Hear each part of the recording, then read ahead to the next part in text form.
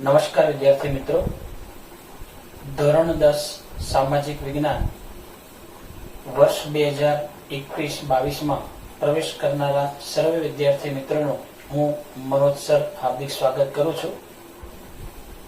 ધોરણ 9 થી ધોરણ 10 ની અંદર આપ સૌ માસ પ્રમોશન પ્રાપ્ત કરીને 10માં આવ્યા છો. આપણે સૌ જાણીએ છીએ કે છેલ્લા લગભગ 14 થી 15 મહિના દરમિયાન આપણે શાળાકીય શિક્ષણથી એટલે કે જેને આપણે ઓફલાઈન ક્લાસીસ કહીએ છીએ એનાથી આપણે વંચિત રહ્યા છીએ. મિત્રો, 9મું અને 10મું ધોરણ જેને આપણે એવું કહી શકાય કે તમારી કારકિર્દીનો એક મજબૂત પાયો કહી શકાય, અને એવા જ સમયે આપણે જાણીએ છીએ કે કોરોનાની જે મહામારી જે છે એનો આખો વિશ્વ ભોગ બન્યો છે. વિશ્વના એક ભાગરૂપે આપણે સૌ બધા પણ આ પરિસ્થિતિ જે છે એનો ભોગ બન્યા છીએ, પરંતુ દરેક પરિસ્થિતિને સ્વીકારી અને આગળ વધવું એ એક મનુષ્ય તરીકે, એક ગુજરાતી તરીકે આપણા સૌનું એક કર્તવ્ય બની રહે. જે સ્થિતિ છે એને અનુલક્ષીને સરકાર દ્વારા, શાળાઓ દ્વારા, ક્લાસીસો દ્વારા આપણે જાણીએ છીએ કે એના વિકલ્પ ભાગરૂપે તમારું એજ્યુકેશન બગડે નહીં એટલા માટે ઓનલાઈન શિક્ષણ જે છે એનો માર્ગ આપણે અપનાવ્યો. એટલે કે ઇન્ટરનેટ, ટેલિફોન, કોમ્પ્યુટર, મોબાઈલ એના માધ્યમથી અમે તમને ઘરે બેઠા શિક્ષણ આપવાનો એક પ્રયત્ન કરીએ છીએ. આપણે સૌ જાણીએ છીએ કે માસ્ક પહેરવું, સોશિયલ ડિસ્ટન્સ રાખવું અને એકબીજાથી અંતર રાખી અને આપણે અત્યારે રહેવાની સ્થિતિ છે. આવી સ્થિતિમાં આપણે શાળાની અંદર વાત કરીએ કે શૈક્ષણિક સંસ્થાઓની વાત કરીએ તો એની અંદર આપણે વધુ સંખ્યામાં એક સાથે ભેગા નથી રહી શકતા. કારણ સંક્રમણ લાગવાની બીક, એકબીજાનો ચેપ લાગવાની બીક, અને એને કારણે આપણે શાળામાં એકત્રિત થઈ શકતા નથી. તો એના વિકલ્પ રૂપે આપણે વિડીયો લેક્ચર કે ઝૂમ લેક્ચરના માધ્યમથી એકબીજાના સંપર્કમાં રહીશું અને આપણે આગળ એજ્યુકેશન પ્રાપ્ત કરીશું. ધોરણ 10 મેં હમણાં વાત કરી પ્રમાણે કે તમારી શાળાકીય કારકિર્દી જે છે એની અંદર એક માઇલસ્ટોન કહી શકાય. કારણ કે અત્યાર સુધી તમે જે પરીક્ષાઓ આપતા હતા એ પરીક્ષા જે છે એ શાળાકીય લેવલે પરીક્ષા લેવાતી હતી. એનો અર્થ એ થાય કે શાળાની અંદર જ શિક્ષકો પેપર કાઢે અને એ જ પેપરો જે છે તમારે લખી અને ઉત્તરવહી ચેક કરાવવાની અને તમારું પરિણામ તૈયાર થતું. મોટાભાગે એવું બનતું કે શાળાના શિક્ષકો જે છે એ તમારા આખા વર્ષ દરમિયાન સંપર્કમાં રહ્યા હોય, એને કારણે એક માનસિકતા આવી હોય કે આ વિદ્યાર્થી અથવા રોલ નંબર જે છે એ છોકરો હોશિયાર કે આ છોકરી હોશિયાર છે, એટલે એ રીતે તમારું પરિણામ જે છે માનસિકતા સાથે તપાસવામાં આવતું. હવે મિત્રો, તમારે જે પરીક્ષા આપવાની છે એ જેમ વાત કરી કે શાળાની અંદર માનો કે તમારે 3 વર્ગ કે 4 વર્ગ કે 5 વર્ગ હોય તો 150, 200, 250 કે 300 વિદ્યાર્થીઓ વચ્ચે તમારે સ્પર્ધા થતી હતી. પરંતુ હવે પછીની જે વાત કરીએ છીએ કે જે તમારે જાહેર પરીક્ષા કે તમારા જીવનની પ્રથમ જાહેર પરીક્ષા તમે આપવા માટે જઈ રહ્યા છો, એવા વખતે તમારે લગભગ 8.5 થી 9 લાખ કે 10 લાખ વિદ્યાર્થીઓ જે છે એની સાથે તમારે પેપર આપવાનું છે. મતલબ આ પરીક્ષા એ તમારા જીવનની પ્રથમ જાહેર પરીક્ષા છે. તો સીધી વાત છે કે જ્યારે આપણે આવી કોઈ વિશેષ પરીક્ષા આપવા માટે જઈ રહ્યા હોઈએ તો આપણે વિશેષ તૈયારી પણ જરૂરી બને. એનું કારણ એક જ છે કે આપણે આપણું પેપર, હું વારંવાર વિદ્યાર્થીઓને એક વાક્ય કહેતો હોઉં છું કે 300 દિવસની મહેનત હોય, 3 કલાકનું પેપર હોય અને 3 મિનિટમાં પેપર તપાસાતું હોય. તો આ 3 મિનિટની જે સમય મર્યાદા છે એની અંદર આપણે આપણા આખા વર્ષની મહેનત જે છે એ પેપરના માધ્યમથી, ઉત્તરવહીના માધ્યમથી શિક્ષકો પર આપણે એક છાપ ઊભી કરવાની છે. અને એટલા માટે આપણે 10મા ધોરણને વિશેષ મહત્વ આપીએ છીએ. એનું કારણ શું કે 10મા ધોરણ પછી 10મું ધોરણ જ્યાં સુધી તમે ભણો છો ત્યાં સુધી દરેક વિદ્યાર્થી જે છે એક સરખા લેવલે ગણાય. આનો અર્થ એ થાય કે તમે જે પરીક્ષા આપવાના છો એ બધા જ વિદ્યાર્થીઓ એક સરખા વિષયની પરીક્ષાઓ આપશે. એની અંદર સારા વધારે ઓછા ટકા આવે એના આધારે તમે 11મા ધોરણની અંદર તમે કેટલાક વિદ્યાર્થી મિત્રો સાયન્સ રાખશે, કેટલાક વિદ્યાર્થી મિત્રો કોમર્સ રાખશે, કેટલાક આર્ટ્સ રાખશે અને કેટલાક વિદ્યાર્થીઓ જે છે એ ડિપ્લોમા રાખશે. તો મિત્રો આનો અર્થ એવો થાય કે આના પછી તમારા જીવનના અલગ અલગ ફાંટાઓ જે છે, જેને કેરિયરની આપણે શરૂઆત કરીએ તો ત્યાંની શરૂઆત થશે. એટલે જ્યારે આપણે આગળના ધોરણમાં જવાનું છે કે જ્યાંથી આપણે કારકિર્દીનો એક ચોક્કસ માર્ગ પસંદ કરવાનો છે, તો ત્યાં જતા પહેલા એક કોન્ફિડન્સ લેવલ આપણું બિલ્ડઅપ કરી આપણે એક આત્મવિશ્વાસથી આપણે જ્યારે આગળના ધોરણમાં જઈએ તો એ આપણા માટે ચોક્કસ ફાયદાકારક બની રહેશે. તો વિદ્યાર્થી મિત્રો, અહીંયા આપણે 10મા ધોરણની જે પ્રાથમિક માહિતી જે છે એ પ્રાપ્ત કરી અને પછી આપણે આપણા અભ્યાસક્રમ જે છે એના વિશે ચર્ચા કરીશું. તો મિત્રો, અહીંયા આપણે જોઈએ છે કે 10મા ધોરણની અંદર તમારે કુલ 7 વિષયો જે છે એની તમારે પરીક્ષા આપવાની રહેશે, જેની અંદર આપણે કેટલાક ફરજિયાત અને કેટલાક મરજિયાત વિષયો જે છે એનો અભ્યાસ કરવાનો થશે. હવે કુલ ફરજિયાત વિષય જે છે એ કેટલા છે તો કે 5. બરાબર છે. એ 5 વિષયો કયા કયા? તો વાત કરીએ પ્રમાણે maths, science and technology, English, social science અને ગુજરાતી. વિદ્યાર્થી મિત્રો, મેથ્સ એટલે ગણિત, સોશિયલ સાયન્સ એટલે વિજ્ઞાન અને ટેકનોલોજી, અંગ્રેજી, સામાજિક વિજ્ઞાન અને એના પછી શબ્દ છે ગુજરાતી. આટલા વિષયોની પરીક્ષા એ ફરજિયાત લેવાશે. આનો અર્થ એ થાય કે કોઈ વિદ્યાર્થી એવું કે મને ગણિત નથી આવડતું કે મને અંગ્રેજી નથી આવડતું, મારે આ વિષય છોડવો છે, તો ન છોડી શકાય. એનો અર્થ એ થાય કે આ 5 વિષય ગમે કે ન ગમે એ આપણે રાખવાના જ છે, જેને આપણે ફરજિયાત વિષય કીધા. અને બીજો શબ્દ આપણે લખ્યો છે વૈકલ્પિક. વૈકલ્પિક એટલે શું? તો કે જેને આપણે વિકલ્પ તરીકે પસંદ કરી શકીએ. તો અહીંયા આજના જે માહોલ જે છે, આજની જે પરિસ્થિતિ છે, એને આજે આપણે વાત કરીએ તો આપણને મોટા ભાગની જે શાળાઓ છે એની અંદર આપણને 3 વિકલ્પ આપવામાં આવે છે કે જે અધર તરીકે સંસ્કૃત, પીટી અને કોમ્પ્યુટર. બરાબર છે. આમાંથી તમારે કોઈ 2 વિષય પસંદ કરવાના હોય છે, જેની અંદર મોટા ભાગે આપણે સંસ્કૃત અને કોમ્પ્યુટર અને ઘણી શાળાઓ જે છે એ લોકો સંસ્કૃત અને પીટી એ વિષય રાખવાનું નક્કી કરતા હોય. પણ આ 3 માંથી તમારે કોઈ 2 વિષય જે છે એનો અભ્યાસ કરવાનો થશે. મિત્રો, મેં હમણાં તમને વાત કરી કે આ જે વિષયો જે છે maths, science, English, social science, Gujarati, Sanskrit, PT કે કોમ્પ્યુટર, એની અંદરથી 11મા ધોરણમાં જે વિષયો તમે પસંદ કરશો, એટલે કે તમે વિજ્ઞાન પ્રવાહ પસંદ કરો છો, વાણિજ્ય પ્રવાહ પસંદ કરો છો કે વિજ્ઞાન પ્રવાહ પસંદ કરો છો, મતલબ તમે સાયન્સ, કોમર્સ કે આર્ટ્સ શું રાખો છો, તો આગળના ભણતરનો આધાર તમારા પર તમારા જે વિષયો જે છે એના પર રહેશે. માની લો કે તમે સાયન્સ રાખવા માંગો છો, તો એનો અર્થ એ થાય કે પ્રથમ 3 વિષયો જે છે એના પર તમારે પ્રમાણમાં વેટેજ વધારે રાખવું પડે. આનો અર્થ એ થાય કે તમારું ગણિત, વિજ્ઞાન આ બંને તો મજબૂત હોવા જ જોઈએ. બરાબર છે. એનો અર્થ એ થાય કે જેનું ગણિત વિજ્ઞાન વધારે સારું હશે એ લોકો વિજ્ઞાન પ્રવાહ રાખે તો એના માટે ખૂબ સારી એક વાત કહી શકાય. 11માં સાયન્સમાં શું હોઈ શકે? તો એ ગ્રુપ અને બી ગ્રુપ આપણે રાખી શકીએ. એ ગ્રુપની અંદર ગણિતના વિષયો જેને કહી શકાય, એટલે કે મેથ્સ, ફિઝિક્સ, કેમેસ્ટ્રી એવા વિષયો છે. અને જે લોકો બી ગ્રુપમાં જવા માંગે છે એ લોકોને બાયોલોજી આવશે. એટલે મેથ્સના અવેજમાં તમે બાયોલોજી રાખી શકો છો. બાયોલોજી, ફિઝિક્સ, કેમેસ્ટ્રી અને ઇંગ્લિશ. ઓકે, તો આ રીતે તમે સાયન્સમાં જઈ શકો. જે વિદ્યાર્થી મિત્રો આપણે વાત કરી કે કોમર્સ પસંદ કરવાના જે છે, તો એવા વિદ્યાર્થીઓ માટે મેં વાત કરી ગણિત, અંગ્રેજી અને સામાજિક વિજ્ઞાન. આ 3 વિષયો જે છે એ એના માટે મજબૂત હોવા જોઈએ. બરાબર છે. તો પહેલી વાત એ છે કે જે લોકો 11મું કોમર્સ રાખવાના છે, એટલે કે કોમર્સ વિભાગ પસંદ કરવાના છે, તો એ લોકો માટે એકાઉન્ટ છે, સ્ટેટ છે, ઇંગ્લિશ છે, ઇકોનોમિક્સ એટલે અર્થશાસ્ત્ર છે અને બીએ એટલે વાણિજ્ય વ્યવસ્થા. આટલા મુખ્ય વિષયો જે છે એનો કોમર્સમાં અભ્યાસ કરવાનો થશે. એની પછી આપણે વાત કરીએ છીએ આર્ટ્સની વાત કરીએ તો આર્ટ્સની અંદર આપણે વાત કરીએ તો મનોવિજ્ઞાન છે, તત્વજ્ઞાન છે, તર્કશાસ્ત્ર છે, આવા જે બધા વિષયો જે છે એનો અભ્યાસ કરવાનો આવશે. તો આ જે વિષયો તમારે ભવિષ્યમાં રાખવાના છે એની જે નીવ છે, એનો જે પાયો છે, તો એ આપણું 10મું ધોરણ. તમારામાંથી ઘણા વિદ્યાર્થી મિત્રો જે છે એમણે એવું પસંદ કર્યું હશે, એવું વિચાર્યું હશે કે આપણે સાયન્સ રાખવું છે. તો મિત્રો, આપણે અત્યારની સ્થિતિ પ્રમાણે જોઈએ તો તમે સાયન્સ રાખો તો ઇઝીલી રાખી શકો.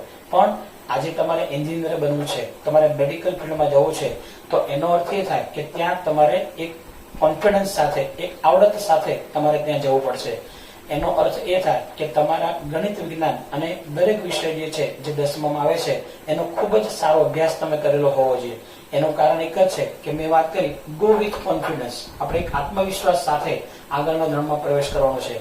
અને એટલા માટે દરેક વિદ્યાર્થી જે છે એ જેટલું પણ રોજે રોજ ચાલે, દરેક વિષયની અંદર આપણે ઓનલાઈન લેક્ચર લેવાશે, ઝૂમ પર લેક્ચર લેવાશે, તો એ લેક્ચરો જે છે એનો ઘરે બેઠા બેઠા અભ્યાસ કરે, જે તે વિષય શિક્ષક છે એની મદદ લે. જરૂર પડે, માની લો કે કોઈ ટોપિક મેથ્સમાં ચાલે છે, સાયન્સમાં ચાલે છે, એસએસમાં ચાલે છે, તમને કોઈ ટોપિકમાં ખબર ન પડે તો તમે અંગત રીતે પણ જે તે શિક્ષકનો સંપર્ક કરી અને તમે એ પ્રોબ્લેમનું સોલ્યુશન લઈ શકો. એટલે મેં વાત કરી કે તમારો આત્મવિશ્વાસ જે છે વધશે. આત્મવિશ્વાસ વધશે એટલે સ્વાભાવિક છે કે તમે વધારે સારી રીતે રિઝલ્ટ લાવી શકશો. અને એટલા માટે મેં તમને વાત કરી પ્રમાણે કે ખૂબ જ તૈયારી સાથે રોજે રોજ આપણે અત્યારે જે સ્થિતિ છે, લોકડાઉનની સ્થિતિ છે, શાળામાં આપણે જવાનું નથી, તો એનો અર્થ એ થાય કે ઘરે આપણે 24 અવર્સ આપણે ઘરે છીએ, બરાબર છે. તો અને કોઈ સગા સંબંધીને ઘેર જવાનું નથી, મિત્રો સાથે ગપાટા મારવાનું નથી, ક્યાંય ફરવાનું નથી, તો એનો અર્થ એ થાય કે આપણે ઘેર છીએ. આ જે સમયનો આપણે સદુપયોગ કરીએ. અને મેં કીધું એમ એક નાનકડું ટાઈમ ટેબલ તમે બનાવી દો અને એ ટાઈમ ટેબલની અંદર આટલા સમયથી આટલા સમય મેથ્સની તૈયારી કરવી, એના પછી આટલા સમયથી આટલા સમય સાયન્સની તૈયારી કરવી, આટલા સમયથી આટલા સમય સુધી અંગ્રેજીની તૈયારી કરવી, એવી રીતે ટાઈમ ટેબલ બનાવો અને એ ટાઈમ ટેબલ પ્રમાણે એને ફોલોઅપ કરો. મિત્રો, ખાલી ટાઈમ ટેબલ બનાવીએ નહીં ચાલે, બરાબર છે. ટાઈમ ટેબલ બનાવ્યા પછી તમારે શું કરવું પડશે? એની તૈયારી કરવી પડશે, એ પ્રમાણે તમારે ચાલવું પડશે. માત્ર કાગળ પર આયોજન કરવાથી આપણને ક્યારે સફળતા ન મળે. ઓકે, તો આપણે વાત કરી 10મા ધોરણની થોડી ઘણી પ્રાથમિક જે છે એ બાબતની વિશે વાત કરી. હવે આપણે આપણો જે મુખ્ય વિષય જે છે સામાજિક વિજ્ઞાન, એના વિશે આપણે માહિતી મેળવીએ. સામાજિક વિજ્ઞાન વિષયની અંદર આપણે જોઈએ તો આપણે કુલ 21 ચેપ્ટરો જે છે એનો આપણે અભ્યાસ કરવાનો છે. વિદ્યાર્થી મિત્રો, મેં હમણાં તમને વાત કરી કે જે લોકોને સાયન્સ રાખવાનું છે તો એ લોકો માત્ર મેથ્સ અને સાયન્સ કર્યા કરે તો નહીં ચાલે. જે લોકોને કોમર્સ રાખવાનું છે, લોકો ગણિત અને એસએસ કર્યા કરશે તો નહીં ચાલે. પહેલી વાત એ છે, પહેલામાં પહેલા 10મા ધોરણના ટકા એ તમારા માટે ખૂબ મહત્વના છે. કારણ 11 અને 12ની લાઈન તો છે જ આપણી પાસે, પણ ઇવન 12મા ધોરણમાં તમારે ઓછા ટકા આવ્યા અને તમારે જો ડિપ્લોમા કરવાની ગણતરી છે તો 10મામાં જો તમારા સારા ટકા હશે તો તમે 10મા ધોરણના બેઝ ઉપર પણ તમે ડિપ્લોમા જઈ શકો. તો એનો અર્થ એ થાય કે 10મું ધોરણ એ એક જાહેર પરીક્ષા છે અને એટલા માટે આપણે પૂરી તૈયારી સાથે જવાનું છે. બીજી વાત, ઘણા મિત્રોના મનમાં એક એવી વાત પણ હશે કે સાહેબ બોર્ડની પરીક્ષા છે એટલે આપણે તો ગવર્મેન્ટ પરીક્ષા દેશે, એનું ટોટલી આયોજન થાય. હા, વાત સાચી છે. પહેલી વાત એ છે કે એ અઘરું છે પણ અશક્ય નથી. જે રીતે તમે તમારી સ્કૂલની અંદર બેસીને અલગ અલગ વર્ગખંડમાં પરીક્ષા આપતા હતા એવી રીતે તમારે અન્ય સ્કૂલમાં જઈ અને પરીક્ષા આપવાની છે. બીજી વાત, આ પરીક્ષા સરકાર દ્વારા લેવાય છે અને એટલા માટે એવું બની શકે કે એની વ્યવસ્થાઓ જે છે એ વિશાળ પાયે ગોઠવવી પડે અને એટલા માટે આપણે એ વ્યવસ્થાના ભાગરૂપે જે કંઈ પણ સરકાર એના ફોર્મ ભરાવે છે, એની રિસિપ્ટ આપે છે, બરોબર છે, તો એ બધી જે માર્ગદર્શિકાઓ હોય એનું આપણે પાલન કરવું પડે. તો આપણા વિષય વિશે હવે આપણે શીખવાની શરૂઆત કરીએ છીએ. ધોરણ 10 સામાજિક વિજ્ઞાન. મેં વાત કરી પ્રમાણે પ્રકરણ ટોટલ 21 ચેપ્ટર છે આપણે, બરાબર છે. એ 21 ચેપ્ટરની કોર્સની ડિઝાઇન કેવી રીતે કરી છે, આ અભ્યાસક્રમ જે છે એની અંદર શેના વિશે આપણે આખા વર્ષ દરમિયાન અભ્યાસ કરવાનો છે તો એની પણ કેટલીક વિગતો જે છે એના વિશે આપણે જોઈશું. તો શરૂઆત કરીએ છીએ આપણે સામાજિક વિજ્ઞાન, ટોટલ 21 ચેપ્ટર. પહેલી વાત, ઇતિહાસ, ભૂગોળ, નાગરિક શાસ્ત્ર કે અર્થશાસ્ત્ર. વિદ્યાર્થી મિત્રો, આપણો ટોટલી 21 ચેપ્ટરનો જે કોર્સ જે છે એને આમ જોઈએ તો 3 ભાગમાં ડિઝાઇન કરેલો છે, જેની અંદર પ્રથમ 1 થી 7 પ્રકરણ જે છે એ ઇતિહાસ વિભાગના છે. ત્યારબાદ આપણે બીજી વાત કરીએ છીએ ભૂગોળ. તો ભૂગોળની અંદર પ્રકરણ નંબર 8 થી 14 નંબરના પ્રકરણો જે છે એની અંદર આપણે ભૂગોળ વિશે શીખવામાં આવશે. અને ત્યારબાદ આપણે વાત કરીએ તો 15 નંબર થી 21 નંબરના ચેપ્ટર સુધી આપણે અર્થશાસ્ત્ર અને નાગરિક શાસ્ત્ર જે છે એ વિશે આપણે શીખવાનું છે. મિત્રો, અહીંયા આપણે 2 શબ્દ લખ્યા છે, અર્થશાસ્ત્ર અને નાગરિક શાસ્ત્ર. એની ચર્ચા થોડી વાર આપણે કરીએ છીએ. પહેલા આપણે ઇતિહાસથી શરૂઆત કરીએ. વિદ્યાર્થી મિત્રો, અહીંયા આપણે વાત કરીએ છીએ કે 1 થી 7 ચેપ્ટર જે છે એ ઇતિહાસના છે. હવે મને ખ્યાલ છે ત્યાં સુધી તમે 5મા ધોરણમાં હતા ત્યારથી 5, 6, 7, 8, 9 અને 10 તમે સામાજિક વિજ્ઞાન વિષય જે છે એનો તમે અભ્યાસ કર્યો, એના પહેલા 1 થી 4 માં તમે પર્યાવરણ વિષય ભણતા હતા, તો આની અંદર ઇતિહાસની વાત આવે છે. તો ઇતિહાસ જે છે એનો અભ્યાસ આપણે શા માટે કરવો જોઈએ? કોઈ વિદ્યાર્થી મિત્રો કહી શકશે કે ઇતિહાસ વિષય જે છે એનો અભ્યાસ આપણે શા માટે કરીએ છીએ? ચલો જવાબ આપી દો. તો પહેલી વાત એ છે કે આપણને ઇતિહાસના અભ્યાસથી આપણા ગૌરવશાળી ઇતિહાસ જે છે, આપણો ભૂતકાળ જે છે એના વિશે આપણને માહિતી મળે, અને ભૂતકાળમાં કરેલી ભૂલો જે છે એ પણ આપણે જાણીએ, અને ભવિષ્યમાં આપણે કેવા પ્રકારના કાર્યો કરવા જોઈએ કે ન કરવા જોઈએ એ ઇતિહાસનો અભ્યાસ કરવાથી આપણને ખ્યાલ આવે. તો મિત્રો, આની અંદર 10મા ધોરણમાં આપણે જે 1 થી 7 ચેપ્ટર ભણવાના છે એ સંપૂર્ણપણે ભારત વિશે શીખવાના છે, અને એ દરેક પ્રકરણ જે છે એ વારસા પર આધારિત છે. પહેલું પ્રકરણ જે છે એ ભારતનો વારસો. ભારતનો વારસો જે છે એને આપણે 2 ભાગમાં વહેંચીએ છીએ, એક સાંસ્કૃતિક વારસો અને એક પ્રાકૃતિક વારસો. સાંસ્કૃતિક વારસો જે છે એ કોને કહીએ છીએ આપણે? તો જે માનવીએ જેનું સર્જન કર્યું છે એને આપણે પ્રાકૃતિક વારસો એટલે કે માનવ સર્જિત વારસો કહીએ, એને આપણે સાંસ્કૃતિક વારસો કે માનવ સર્જિત વારસા તરીકે ઓળખીએ છીએ. અને બીજો જે વારસો જે છે એ પ્રાકૃતિક વારસો જે છે, જેને આપણે કુદરતી વારસા તરીકે ઓળખીએ છીએ. કુદરત દ્વારા આપણને જે કંઈ પણ ચીજ વસ્તુ આપવામાં આવે છે કે જેનું સર્જન કુદરતે કર્યું છે, તો એવા વારસા વિશે આપણે પ્રકરણ નંબર 1 ની અંદર અભ્યાસ કરીશું. બીજી વાત, આર્યો છે, દ્રવિડો છે, ઓસ્ટ્રોલોઇડ પ્રજા છે, મોંગોલોઇડ પ્રજા છે, આવી વિદેશમાંથી જે ભારતમાં પ્રજા આવી એના વિશે પણ સંક્ષિપ્તમાં આપણે માહિતી પ્રાપ્ત કરીશું. ત્યારબાદ વાત કરીશું આપણે બીજું જે પ્રકરણ જે છે એ પણ ભારતનો સાંસ્કૃતિક વારસો, હસ્ત અને લલિત કલા. બરાબર છે. પરંપરા કોને કહેવાય? કે જે આપણા વડીલો દ્વારા આપણને આપવામાં આવી છે, જે વર્ષોથી ચાલ્યો આવે છે. આપણે હિન્દુ ધર્મ જે છે એની અંદર આપણે કહીએ છીએ કે ભાઈ સવારમાં ઉઠી સ્નાનાદિ કાર્ય કર્યા પછી માતા પિતાને વંદન કરવા, તો એ આપણી એક પરંપરા છે. બરાબર છે. તો એવી પરંપરાઓ જે છે એના વિશે આપણે શીખવાનું છે. હસ્તકલા એટલે હાથ દ્વારા જે આપણે કંઈ પણ હુનર જે છે, પછી એની અંદર માટીકામની કલા આવે, પછી શિલ્પકલા આવે, સ્થાપત્ય કલા આવે. આવી રીતે અલગ અલગ જે હસ્તકલાઓ જે છે એના પછી આપણે બીજા નંબરમાં વાત કરીશું તો કે છે લલિત કલાઓ. લલિત કલા એટલે શું? તો કે સંગીત છે, ગીત છે, ગાયન છે, વાદન છે, નૃત્ય છે. આવી રીતે નાટ્ય કલા, એ બધી કલાઓને લલિત કલાઓ કહેવાય. તો એના વિશે આપણે શીખવાનું છે. એના સિવાય આપણે વાત કરીશું ભારતનો સાંસ્કૃતિક વારસો, શિલ્પ અને સ્થાપત્ય કલા. અલગ અલગ પ્રકારના જે સ્થાપત્યો જે છે જે આપણા દેશની અંદર આવેલા છે, તો એના વિશે પણ આપણે માહિતી પ્રાપ્ત કરીશું. એ ઉપરાંત આપણે વાત કરીશું સાહિત્યની પણ વાત આવશે. આની અંદર આપણે નથી લખ્યું, પણ સાહિત્યિક વારસો જે છે આપણા દેશની અંદર 3 પ્રકારનું સાહિત્ય, એક પ્રાચીન, મધ્યકાલીન અને અર્વાચીન, આવા 3 પ્રકારનું સાહિત્ય જે છે, ઉત્તર ભારતનું સાહિત્ય, મધ્ય ભારતનું સાહિત્ય, દક્ષિણ ભારતનું સાહિત્ય, તો એ પ્રકરણ નંબર 4 ની અંદર આપણે અભ્યાસ કરવાનો થશે. ત્યારબાદ આપણે વાત કરીશું વિજ્ઞાન અને ટેકનોલોજીનો વારસો. વિદ્યાર્થી મિત્રો, અત્યારે આપણે જોઈએ છે કે દુનિયાના દેશો જે છે, જેની અંદર 2 પ્રકારના દેશો, વિકસિત અને વિકાસશીલ દેશો. કમનસીબે આપણો દેશ વિકાસશીલ શ્રેણીમાં આપણો દેશ આવે છે. પરંતુ જ્યારે આપણો દેશ પ્રાચીન સમયની વાત કરીએ તો આપણા દેશની અંદર વિશે લોકોની માન્યતા એવી હતી કે આપણા દેશના લોકો ધર્મના તત્વ ચિંતનની અંદર રચ્યા પચ્યા રહેનારો દેશ છે. એનો મતલબ એ છે કે ભૂત બોવા છે, બાધા છે, આકડી છે, ઓમ હવન છે, એમાં માનનારા દેશના લોકો છે, વહેમ અંધશ્રદ્ધામાં માને છે.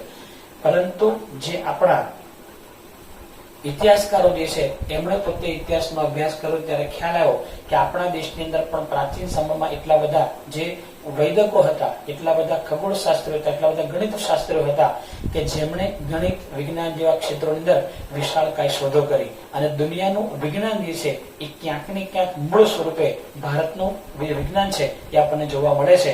તો એના વિશે આપણે 5મા નંબરના પ્રકરણમાં જોઈશું. તો આવો ગૌરવશાળી વારસો જે છે એનું જતન કેવી રીતે કરાય, તો એ આપણા પ્રકરણ નંબર 7 જે છે એમાં આપણે શીખવાનું રહેશે. તો આ વાત કરી આપણે ઇતિહાસની વાત કરી. ત્યારબાદ આપણે વાત કરીશું 8 થી 14 નંબરના પ્રકરણ. મિત્રો, જેમ અહીંયા આપણે વાત કરી કે આ ટોટલી ભારત વિશે શીખવાનું આવશે, તો અહીંયા ભૂગોળ જે છે એમાં પણ કોના વિશે આવશે? ભારત વિશે. તો જોઈએ છે આપણે પ્રથમ કુદરતી સંસાધનો. વિદ્યાર્થી મિત્રો, તમે 9મા ધોરણની અંદર તમારે જમીનના પ્રકાર આવતા, પડખાવ જમીન, કાળી જમીન, કાપની જમીન, રેતાળ જમીન, ગોરાળો જમીન. તો આવી જમીનના પ્રકારો જે છે એ કુદરતી સંસાધનોમાં શીખીશું. પછી 9મા ધોરણમાં તમારે 19મું ચેપ્ટર આવતું હતું, વન્યજીવો વિશે તમારે શીખવાનું આવતું હતું. તો વન અને વન્ય સંપત્તિ જે છે એટલે કે આપણી ભાષામાં જે જંગલના વૃક્ષો જે છે એ, અને એની અંદર જંગલમાં રહેતા જે જીવો છે એની અંદર અલગ અલગ પ્રકારના પ્રાણીઓ. તો અહીંયા વન અને વન્યજીવો વિશે આપણે શીખવાનું આવશે. ત્યારબાદ વાત કરીશું આપણે કૃષિ વિશે. આપણા દેશની ખેતી જે છે એના વિશે પણ આપણે આ પાઠમાં શીખીશું. એના ઉપરાંત વાત કરીશું જળ સંસાધનો.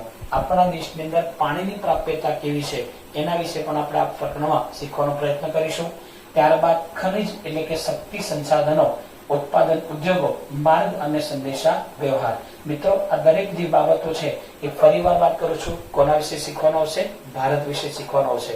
ત્યારબાદ આપણે વાત કરી રહ્યા છે નાગરિક શાસ્ત્ર અર્થશાસ્ત્ર, પ્રકરણ નંબર 15 થી 21. તો એની અંદર આપણે અર્થશાસ્ત્ર વિષય જે છે એના વિશે આપણે શીખવાનું રહેશે. તો વિદ્યાર્થી મિત્રો, હવે અર્થશાસ્ત્ર એ તમારા માટે નવો વિષય છે. તો એની અંદર આપણે જોઈએ કે આપણા દેશની અંદર જે કોઈ પણ ઉદ્યોગો જે છે એ ઉદ્યોગો ક્યાંક ને ક્યાંક નાણાં સાથે જોડાયેલા હોય. આપણા દેશનું અર્થતંત્ર જે છે એના વિશે કંઈક આપણે શીખવાનું રહેશે. વિકાસશીલ દેશના અર્થતંત્ર જે લક્ષણો જે છે એના વિશે આપણે જોઈશું. એના ઉપરાંત આર્થિક જે સુધારાઓ સરકાર દ્વારા કરવામાં, ઉદારીકરણ અને ખાનગીકરણ, એના વિશે પણ આપણે શીખવાનો પ્રયત્ન કરીશું. આ ઉપરાંત આર્થિક સમસ્યા અને પડકારો, ગરીબી અને બેરોજગારી. આપણો દેશ જે લગભગ 70-75 વર્ષ જૂનો ઇતિહાસ ધરાવે છે, તો આપણા દેશે ઘણી બધી પ્રગતિ કરી છે, અને એની સાથે સાથે આપણે જોઈએ તો આપણા દેશમાં કેટલીક સમસ્યાઓ જે છે એ પણ ઉદ્ભવી છે. તો એની અંદર ગરીબી અને બેરોજગારી. ત્યારબાદ આવી સમસ્યા છે ભાવ વધારો અને ગ્રાહક જાગૃતિ. તો એના ઉપરાંત માનવ વિકાસ, સામાજિક સમસ્યા અને પડકારો અને સામાજિક પરિવર્તન. આ બધા પ્રકરણના નામ છે, બરાબર. તો જે આપણે અર્થશાસ્ત્ર વિશે જે છે એની અંદર આપણે અભ્યાસ કરવાનો છે.